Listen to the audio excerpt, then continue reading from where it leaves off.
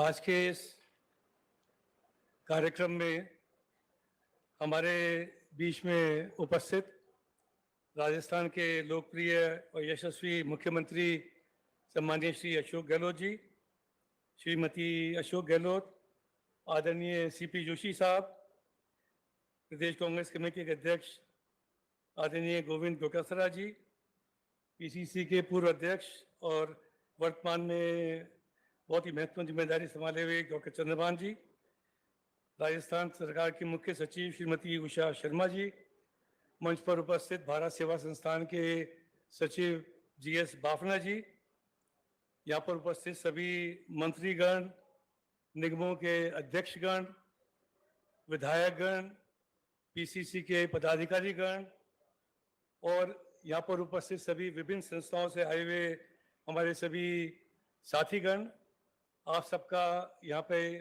हृदय से बहुत बहुत स्वागत है, अभिनंदन है। आज का ये जो कार्यक्रम है एक विशेष वजह से रखा गया है। जैसा आपको मालूम है कि राजस्थान की जो हमारी जनता है वो अपनी दान प्रियता और जन सेवा की भावना से उन्होंने राजस्थान का नाम पूरे देश और दुनिया के अंदर रोशन किया है।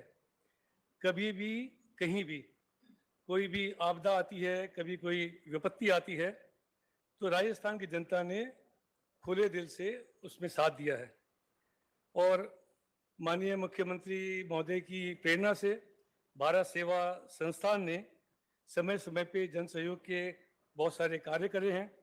आपको मालूम है कि चाहे वो कारगिल का युद्ध आया हो, चाहे गुजरात के अंदर भूकंप आया हो, भीषण भूकंप था, कश्मीर के अंदर भूकंप आया, कश्मीर में बाढ़ आई, उड़ीसा में साइक्लोन आया, सुनामी आई, अभी कुछ वर्ष पूर्वी पुलवामा के अंदर हमारे बहुत सारे साथी शहीद हुए। उन सब अवसरों के ऊपर भारत सेवा संस्थान ने अपना सहयोग दिया है और इस पुनीत कार्य के लिए समय समय पे श्री अशोक गहलोत जी ने अपने स्मृति चिन्ह जनता के सामने समर्पित किए हैं और उनके द्वारा जो आपका सहयोग मिला है वो मुख्यमंत्री सहायता कोष में, कभी प्रधानमंत्री सहायता कोष में और जगह जगह जहाँ जरूरत होती है वहाँ पे दिया जाता है। पिछले 2 वर्षों में हमने देखा कि कोरोना की जबरदस्त महामारी के कारण पूरी दुनिया के अंदर और पूरे देश के अंदर हाहाकार मचा हुआ था। ऐसे समय में राजस्थान सरकार ने जो काम करा उसकी पूरे देश में सराहना हुई और कोशिश करी गई कि हर व्यक्ति स्वस्थ रहे।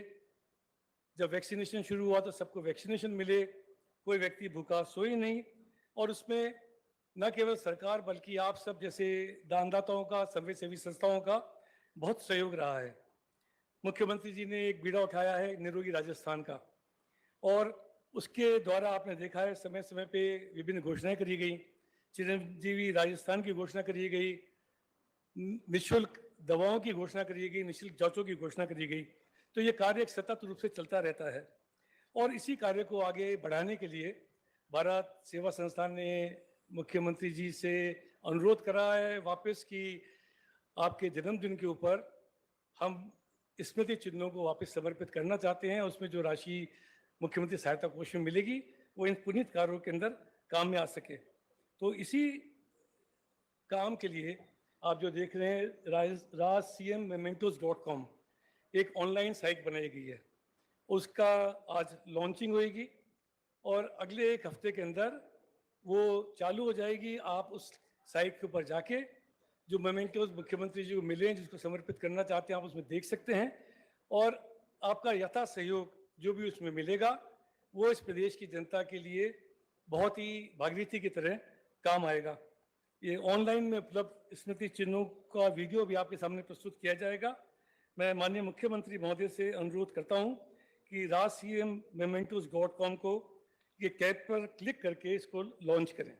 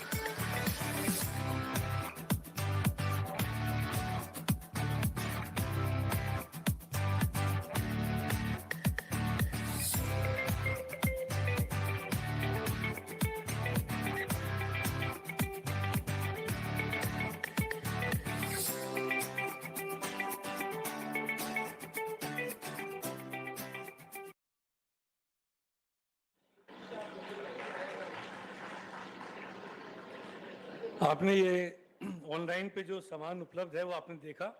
ये वेबसाइट आज लॉन्च करी गई है और अगले सोमवार 25 तारीख से जो भी आप जो यहाँ उपस्थित हैं वो आपके सहयोगी इस वेबसाइट के ऊपर विजिट करके आपकी सहयोग राशि उसमें जमा करा के आप मूवमेंट के उसको ले सकते हैं। इसके अलावा 3 मई को एक ऑफलाइन भी कार्यक्रम रखा जाएगा जैसे पूर्व में रखा गया था। उसका भी जगह और समय आपको शीघ्र सूचित करा जाएगा। और आगे का कार्यक्रम बढ़ाएं उससे पहले मैं भारत सेवा संस्थान की कुछ गतिविधियां जो हमने पिछले 20-25 वर्षों में करी हैं वो मैं आपको संक्षिप्त में बताना चाहता हूं कि जोधपुर के अंदर एक बहुत अच्छी लाइब्रेरी चलती है भारत सेवा संस्थान की। उसमें विभिन्न स्तर के छात्र छात्राएं आके अध्ययन करते हैं और उसमें से बहुत सारे छात्र छात्रा बड़े अच्छी जगह प्लेस गए हैं और कई प्रतियोगी परीक्षाओं के अंदर भी वो उन्होंने भाग लिया और सफलता हासिल करी है। उसी तरीके से एक एम्बुलेंस सर्विस भी भारत सेवा संस्थान की चलती है।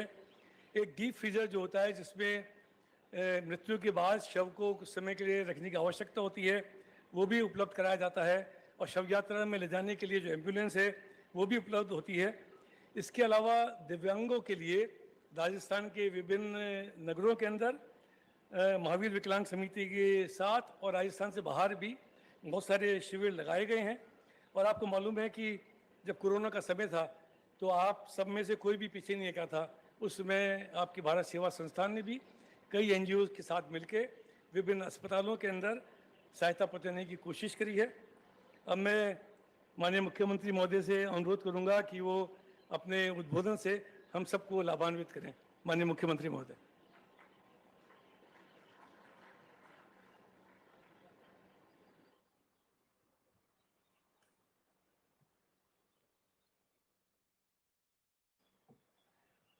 डॉक्टर सीपी जोशी जी, श्रीमती सुनीता गहलोत, हमारे प्रदेश के अध्यक्ष गोविंद सिंह दोतासा जी, डॉक्टर चंद्रभान जी, chief secretary Shrimati Usha Sharma ji, GS Bapna जी, राजीव अरोड़ा जी, एल डी शर्मा जी, तमाम हमारे उपस्थित यहाँ पर मंत्रीगण, विधायकगण और जितने हमारे साथी हैं, अतिथिगण, भाई और बहनों, नौजवान साथियों और मीडिया के साथियों, अभी बहुत ही संक्षिप्त बहुत गरिमामय प्रोग्राम आपके सामने प्रस्तुत है।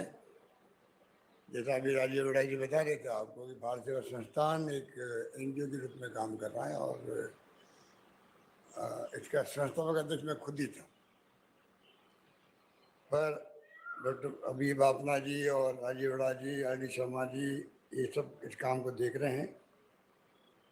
पर ये जो आज का प्रोग्राम रखा गया जो अभी आपने देखा, अभी डॉक्टर शिपी जी पूछ रहे थे ये आइडिया कहाँ से आया, तो मैं उनको कह रहा था कि मैं अभी बताऊंगा खड़ा होकर।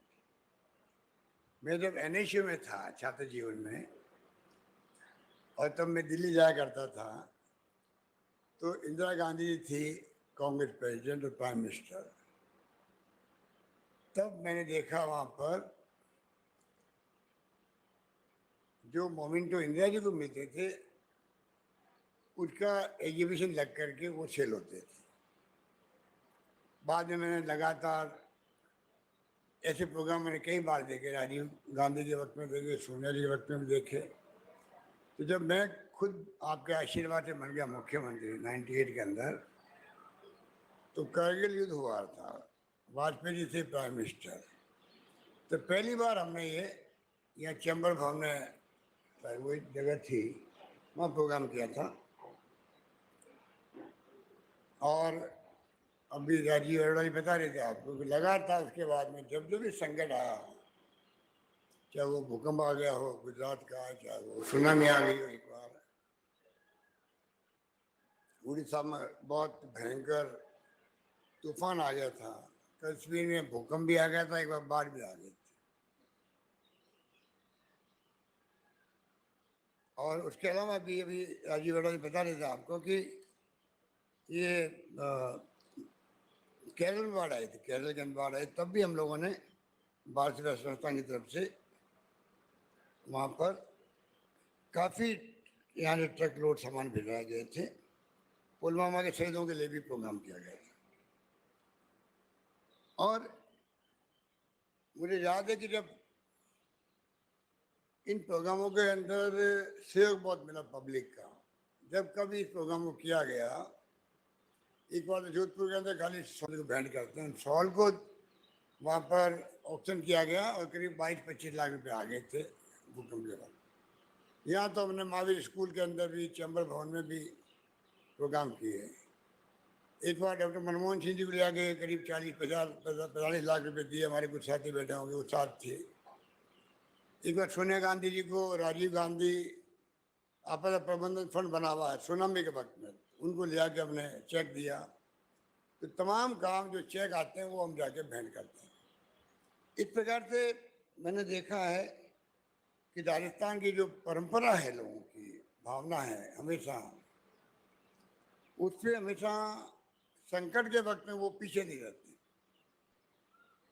वैसे हर बार यहाँ के लोगों ने आके, जैसे कोई घटना हुई कारगिल के या सुनामी की या उड़ीसा की, तो सीएम रिलीफ फंड के अंदर लोग लाके चेक देते हैं कि बच्चे आते हैं साथ में, छोटे छोटे बच्चे लाके चेक देते हैं कि साहब बच्चों ने बचाव करके बचत करी है।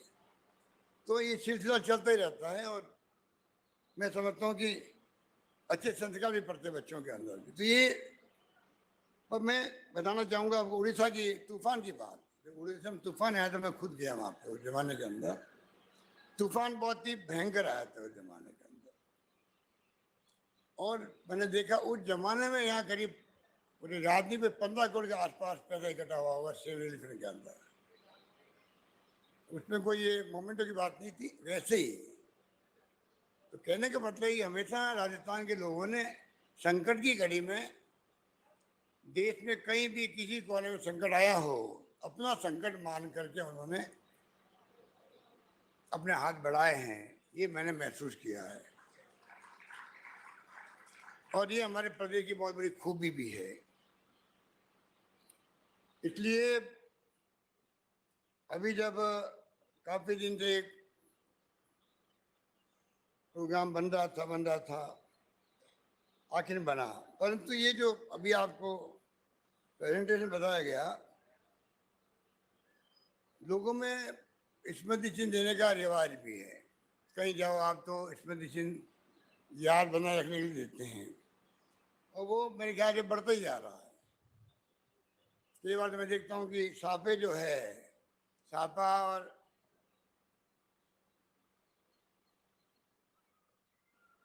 मोमेंटो, शॉल, ये बार मैं फील करता हूँ कि इतना टाइम लगता है स्टेज पर कि ऑडियंस बैठी बैठी थक जाती है। नेता लोग पहले लेट आए और लेट आने के बाद में अभी सिलसिला शुरू हो गया साफों का, शॉल का।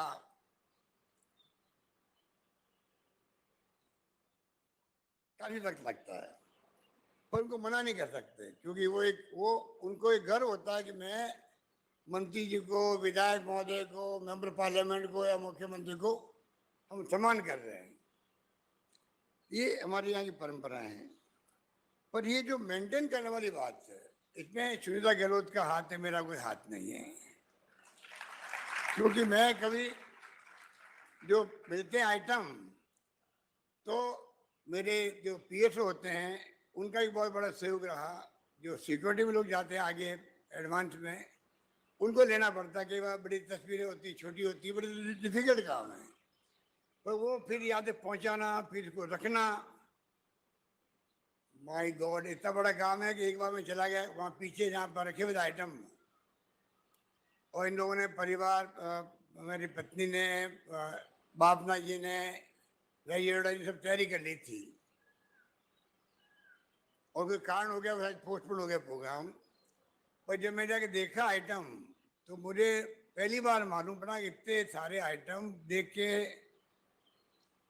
मैं तो चकित रह गया भाई कि अपने बस की बात नहीं, आप लोग जानो, आपका काम है, बहुत मुश्किल काम है।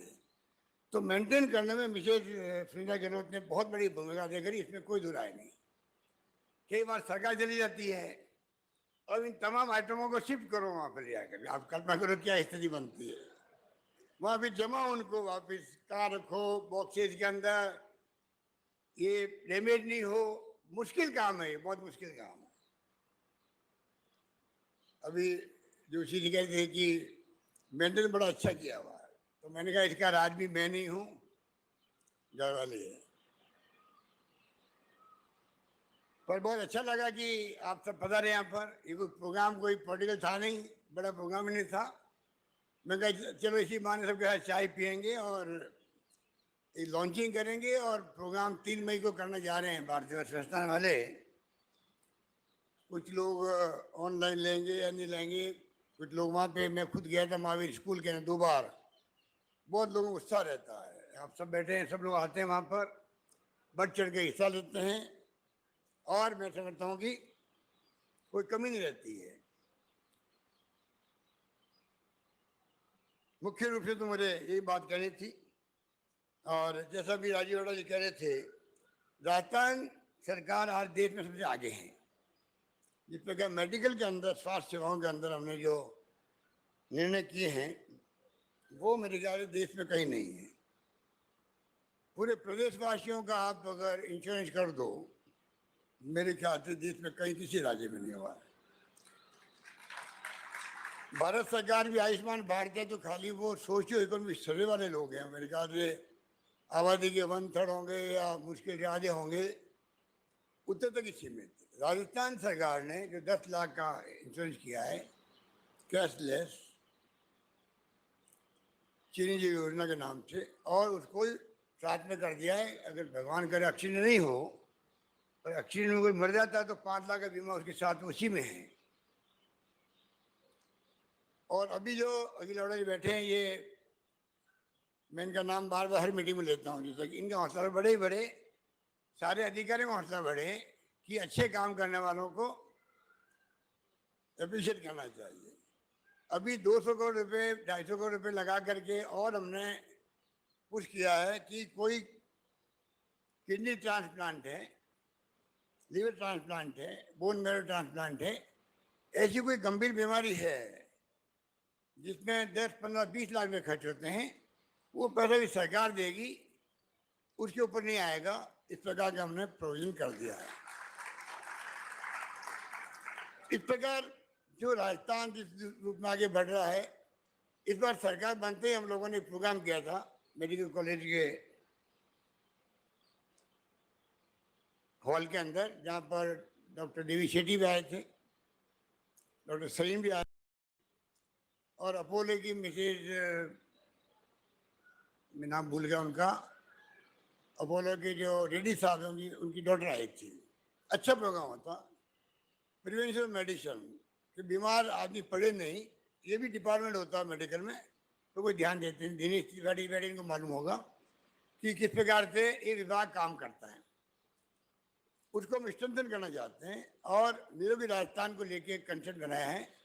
तो ये जो आज प्रोग्राम हो रहा है, इसमें मैं समझता हूँ कि मुख्यमंत्री रिलीफ फंड में अगर कुछ पैसा आएगा तो हम लोग चाहेंगे, कभी कई बार गैप फंडिंग करनी पड़ती है,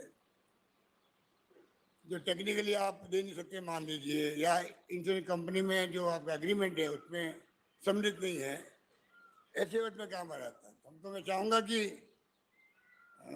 चीफ सेक्रेटरी साहब यहाँ बैठी हुई है, अलग से इसका सीएम रिलीफ फंड में फंड बन जाए, निरोगी राजस्थान के नाम से बन जाए, जिससे कि किसी को जरूरत पड़े तो चिरंजीवी के अलावा भी आप इसमें इमदाद कर सको। इस प्रकार की सोच है। यही बात कहता हुआ मैं आप सबका स्वागत करता हूँ, और आप सबका धन्यवाद भी है कि आप लोग से पधारे, और मुझे खुशी है कि ये प्रोग्राम बहुत ही शानदार तरीके से, गरिमा में तरीके से समय होने जा रहा है, और आप लोगों को मैं फिर शुक्रिया अदा करूँगा। और 3 तारीख को प्रोग्राम जो होगा, उसमें मुझे यकीन है कि पिछली बार की तरह जब जब प्रोग्राम हुए तो बहुत लोगों ने उत्साह दिखाया, इस बार भी कमी नहीं आएगी। ये बात कहते हैं मैं अपनी बात समाप्त करता हूँ। धन्यवाद। जय हिंद। धन्यवाद।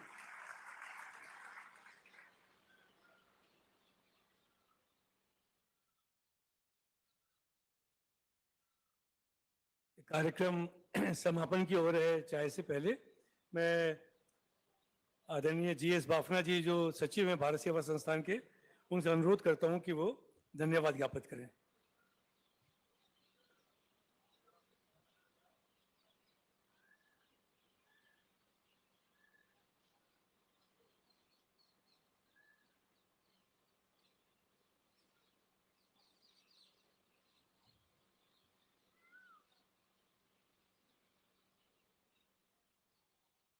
हमारे प्रदेश के लोकप्रिय मुख्यमंत्री आदरणीय श्री अशोक गहलोत साहब, मंच पर विराजमान सभी विशिष्ट अतिथिगण और इस सभागार में आए हुए सभी विशिष्ट अतिथिगण, यह बहुत ही अच्छा लग रहा है कि इतने शॉर्ट नोटिस में कल शाम को ये डिसाइड किया कि इस प्रोग्राम को आज करना चाहिए। जो ऑनलाइन लॉन्चिंग है इसको आज की तारीख में ही कर लिया जाए। तो कल शाम के बाद आज तक जितने भी लोगों को हम लोग संपर्क कर सके, मैं और मेरे सभी साथीगण, उसमें बड़ी संख्या में यहाँ लोग आए हैं।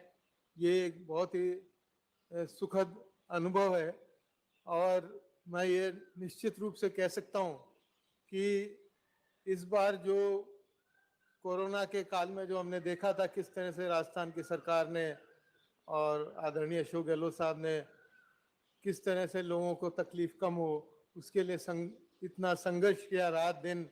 जहाँ तक मेरा ख्याल है कि लगभग 500 से अधिक मीटिंग्स करी ताकि लोगों को तकलीफ नहीं हो। और इस बार जो ये प्रोग्राम किया जा रहा है ये इसी हेल्थ को लेकर राजस्थान में किस तरह से हेल्थ केयर जो ऑलरेडी बहुत स्ट्रेंथन्ड है उसको और स्ट्रेंथन किया जाए, उसको ध्यान में रखकर इस बार जो मोमेंटोस का ये जो ऑक्शन का कार्यक्रम है, पहले तो ये ऑनलाइन होगा जो 4-5 रोज बाद से स्टार्ट हो जाएगा, ऑपरेशनल हो जाएगा, और फिर ऑफलाइन जैसा कि हम हर साल करते हैं। ये हमारा भी नया प्रयोग है कि किस तरह से ऑनलाइन ये जो मोमेंटोस का है इनका ऑक्शन किया जाए। और मैं समझता हूँ कि जो भारी संख्या में जो लोग आए हैं यहाँ पर और जो आए, मैं समझता हूँ ये भी एक काफ़ी सक्सेसफुल होगा। और जैसा कि माननीय मुख्यमंत्री जी ने बताया, आदरणीय सुनीता भाभी जी ने, इन मोमेंटोस को हम लोग लगातार देखते थे किस तरह से उनको संभालना, किस तरह से डब्बों में रखना, पैक करना, ये अपने आप में एक बहुत ही मैराथन वर्क था। और मैं कह सकता हूँ इस जो कार्यक्रम है इसके सूत्रधार अगर कोई है तो सुनीता भाभी जी हैं, जिनकी वजह से ये सारे जो मोमेंटोज हैं ये बिल्कुल सही हालत में, 1 साल पहले हमने इन सब मोमेंटोज को संभाला था और अभी 5-7 दिन पहले उनको वापस देखा तो सब बिल्कुल परफेक्ट हालत में थे। तो कोई हो सकता है जब हम ऑफलाइन इसको करेंगे तो बहुत मेहनत नहीं करनी पड़ेगी।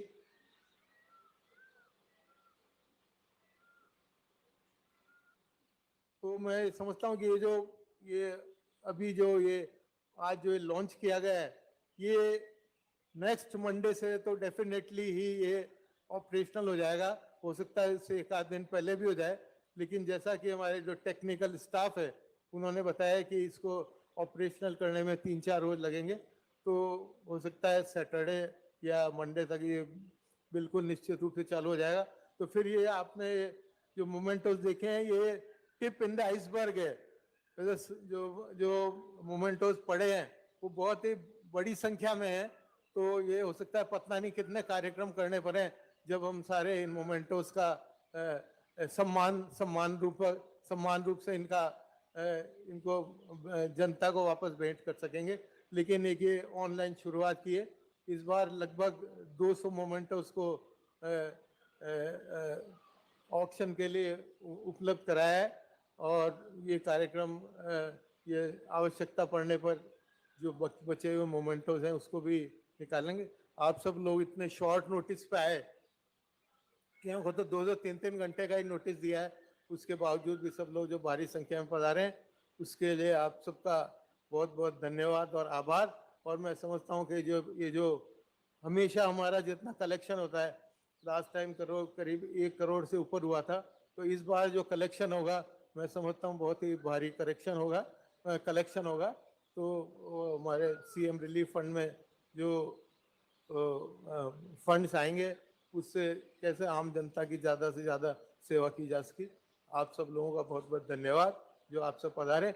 और मैं अब चाय के लिए सब लोगों को रिक्वेस्ट करता हूँ कि चाय के लिए ज्वाइन करें। धन्यवाद। जय हिंद।